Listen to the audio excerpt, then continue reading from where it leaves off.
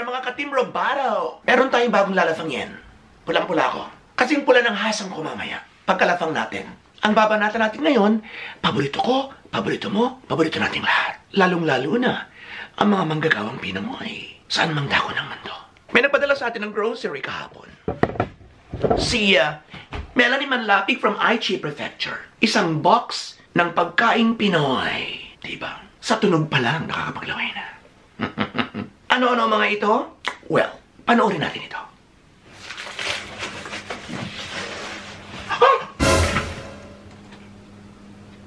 Coco? Coco? Hindi Coco Jam, Gaga. Coco. Coco. Ario. Syungangers ka naman eh. Ario, pumarni ka pa. Kahamit eh. Oh. Coco.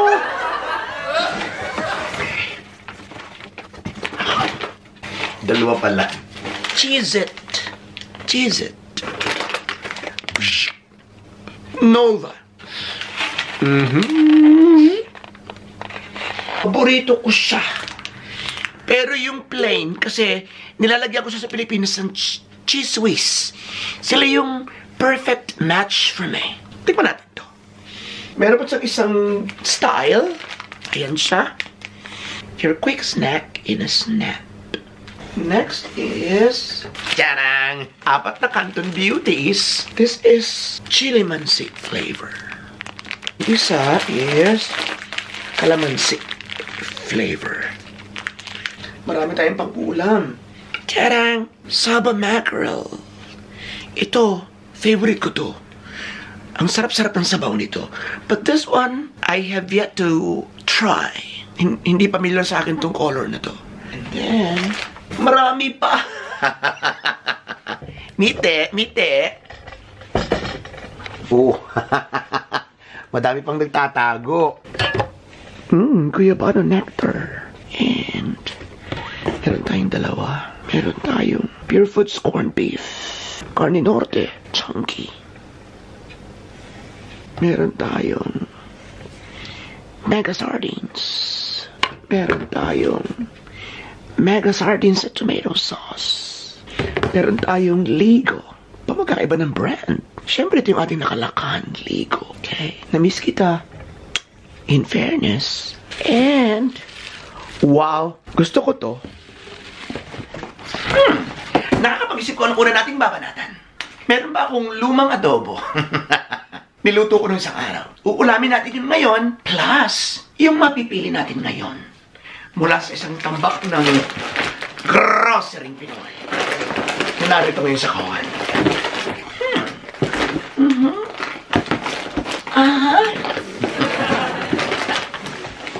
Arte.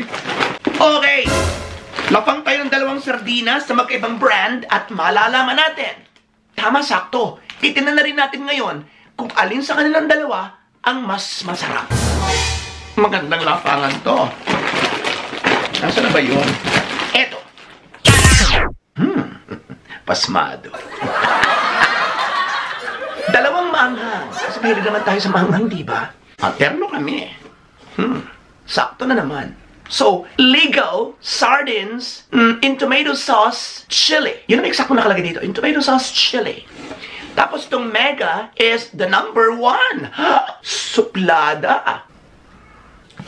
In tomato sauce, chili added.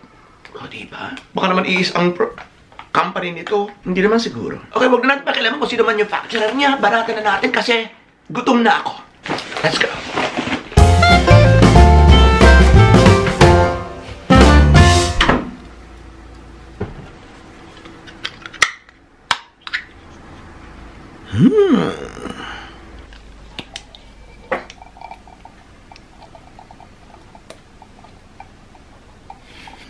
I-sure natin. So, mega siya. Ligo yung green. Okay. Iba nang sigurado. Ang dami mga nakakapalitang bata sa ospital kaya. Kaya ayokong magkamali. Kailangan 100% tayong sure na ito ay mega at ito ay ligo. Let's go. Pilitin na natin to. Sa ordinaryong kainan, nilalagyan ko ng tubig ito. Shake, shake, shake, shake ko. Mga 1/4 nito. Lalong-lalo pa kung igigisa ko. Lalong-lalo na kung igigisa ko. Kailangan talaga yun. The more, the merrier. Lalo na kung wala ka ng budget. Okay? But, this time, pure. Kung ano lang yung tinakta ko, yun lang. Ang isang malaking kasalanan ko is hindi ako nakabili ng sibuyas. Kasi, usually, nagtatagtad ako ng maliliit, tapos ininalo ko sa kanya. Healthy kaya ang sibuyas. So, that's one way para makarami tayo ng marami. Maraming sibuyas in its super hilaw form. Diba? Tingnan natin. Baka mainit ng ulan.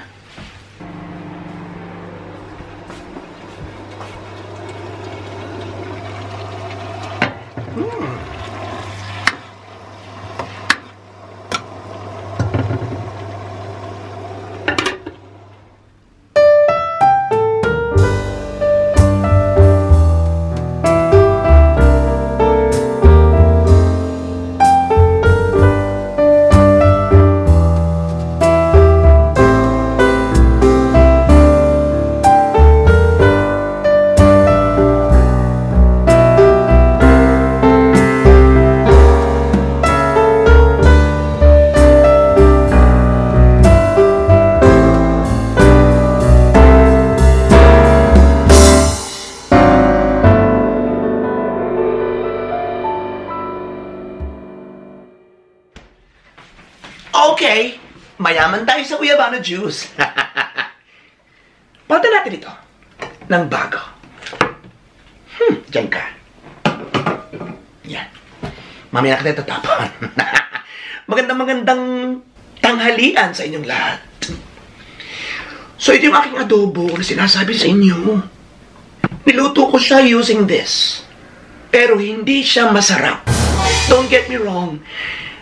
Mamacita's brand ang ginagamit ko sa pagluluto ko ng mga, ang tawag dito? Caldereta, menudo. Masarap talaga.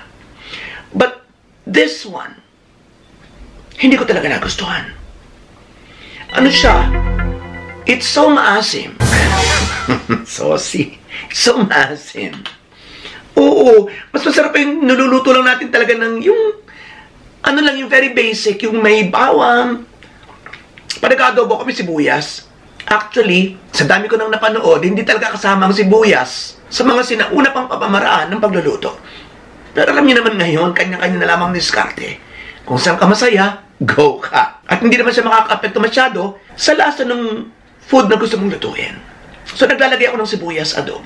Pero kalahati lang. Yung kalahati or more than kalahati ay iniiwanan ko, hindi ko sinasama sa pagluluto at iniuulam ko siya kasama ng adobo. So gayat ng sibuyas, gayat ng karne, sabay. Gayat ng sibuyas, gayat ng karne, sabay. Ganon.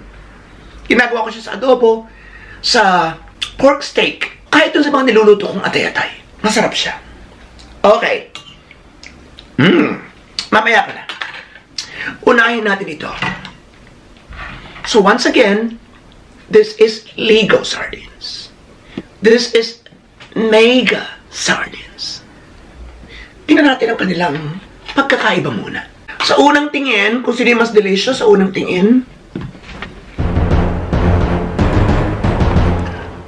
mas delicious tingnan tong Lego. Sa akin hindi siya masyadong pula. Para nag-orange-orange yung kanyang pagka-red. Tapos, nakikita mo naglalahok-lahukan at medyo lumalapot-lapot yung mga kalikaliskis at yung mga hibla-hibla ng isda. Ito parang anong tawag doon? Parang malabnaw. Parang gano'n. Tapos lubog yung fish sa sabaw. Pero hindi naman mas marami yung sabaw niya kaysa dito. Diba? Number 2, tingnan natin kung alin ang... Wait. I-close up natin. Dito ka muna, adobo. Ayan. Okay, huwag na tayo mag-serving spoon na tayo lang naman. Maliliit yung kanyang fish. Eto, hindi nagpapang-iba pero parang mas malalaki yung tipak niya. Ngayon sa bilang ng mga biktima, 1, 2. Baka naman naputo lang to. 3, 4. Ito, 1, 2, 3, 4. Sa laman, panalo ang Lego.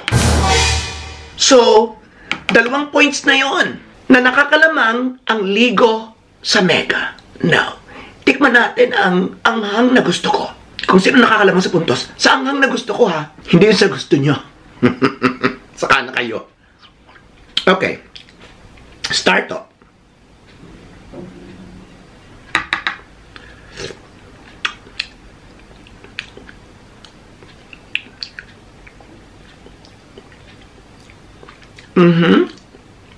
Naiiwan yung anghang sa dila.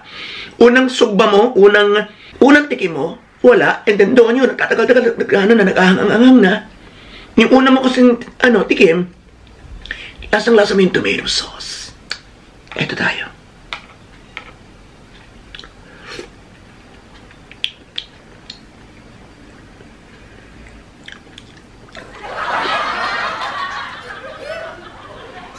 So it needs a second taste para mas lubos mong makuha yung anghang o matikman yung lasang anghang.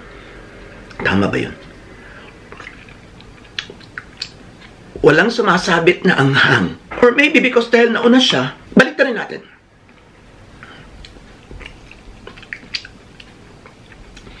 Kahit yung tomato sauce, hindi siya naglalasang medyo masim-masim na parang tomato. Wala.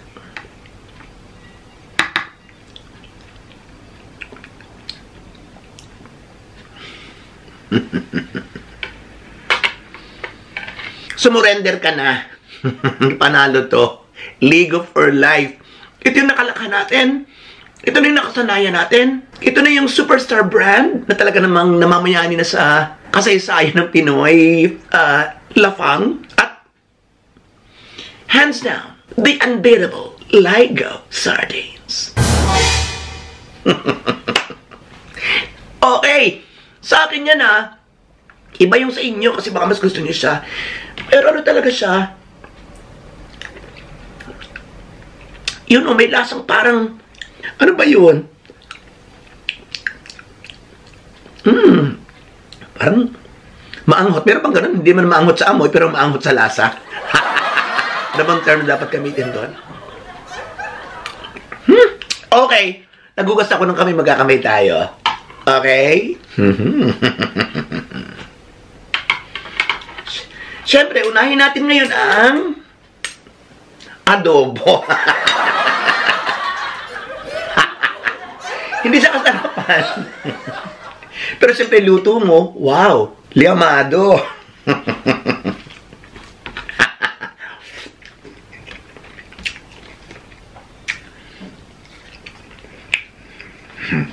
Kain muna tayo mamaya tayo magkantuhan.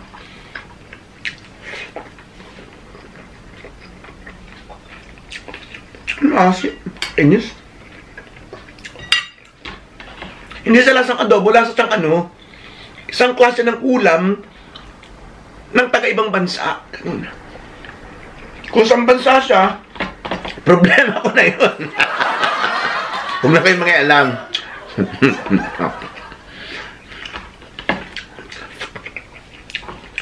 Ayun. Kasi lasa siya ng isang mga natitikman ko sa Thailand. Kuha baka tayo sa kutsara para dito. Dali ha. Tayo kanin. Huwag na kayo manibago. Bili lang ako ng bili ng kanin. Init lang ng init. Mag-isa lang naman ako. Dito tayo siyempre. Ito yung nagustuhan natin. Lagyan natin ngayon ng konting Ayan. Sarap. Sarap talaga, kabayan.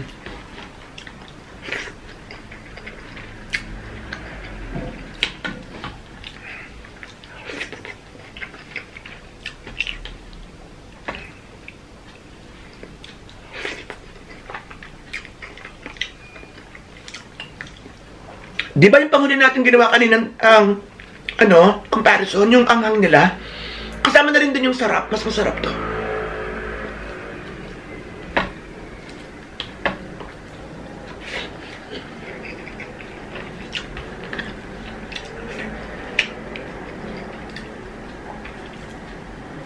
Pero pag nag-sponsor ang Mega, mas masarap siya.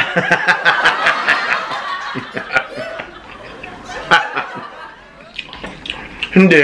Parang mahirap yata kung kuning model. Kasi parang Pag hindi masarap, baka masabi kong hindi masarap, may bayad na ako.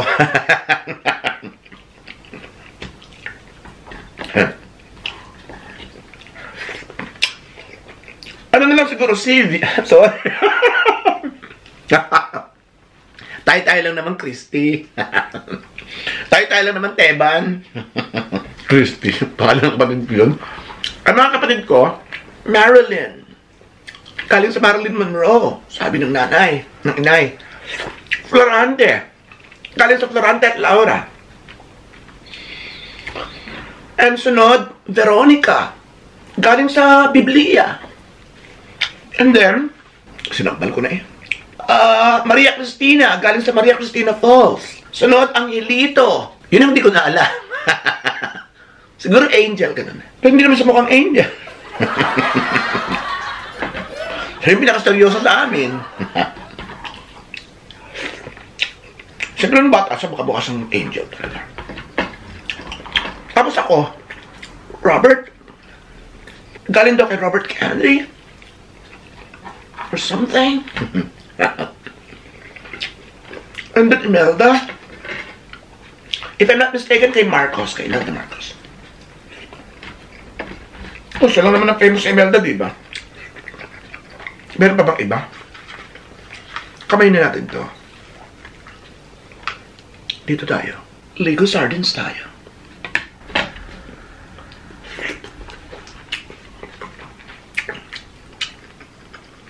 Sa mga gustong umorder, lalong-lalo na yung mga medyo malalayo sa mga Pinoy restaurant dito sa Japan, ang gusto ng mga Pinoy goods, kontakin nyo lang to. Si Melanie Manlapig. Maraming salamat sa Melanie. Parang gusto ko pa magluto ng isang kanin. Okay? So, contact nyo lang si Melanie. At marami siyang stock. Tapos sa mga stock na pagkain.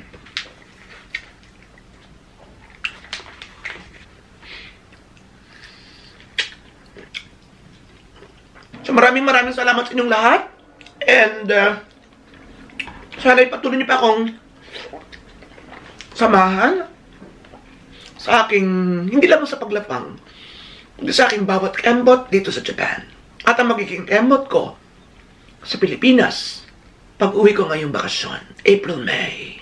Abangan niyo ako dyan. At makaka-vlog na natin ang ating inay.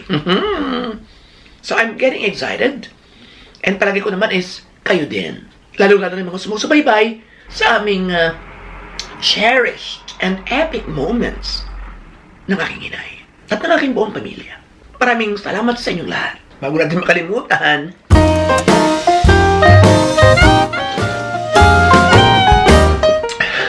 hayop sa sound. Sarap siya. Ang sarap mo, Tina.